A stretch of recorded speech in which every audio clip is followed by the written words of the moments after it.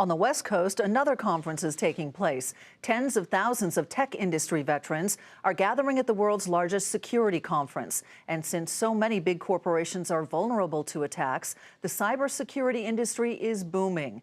Eamon Javers reports from San Francisco. This is the RSA Cybersecurity Conference. It's one of the biggest industry events every single year. Behind me, we've got one company here that set up its own Star Wars bar. Behind them, the NSA is recruiting cybersecurity experts to come work for the government. A lot of focus here, though, this year on the potential IPO companies that are displaying their wares here today. Experts tell us they're expecting as many as 7 of these companies will go public over the next 12 to 18 months. But for investors, this can be a confusing jumble. A lot of companies offering a lot of similar things.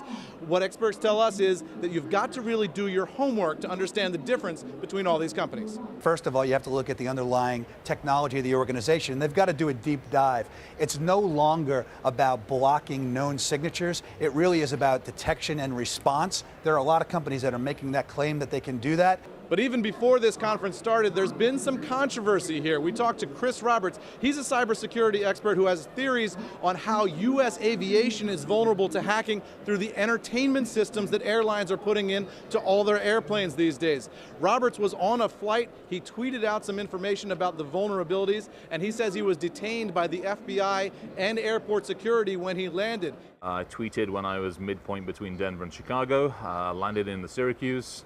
Everybody on the plane was told to sit down. 2 uniformed officers and 2 FBI agents came onto the plane. I got taken off the plane, very civilized, very nice guys, and then a third joined them, and we had a several-hour lengthy conversation.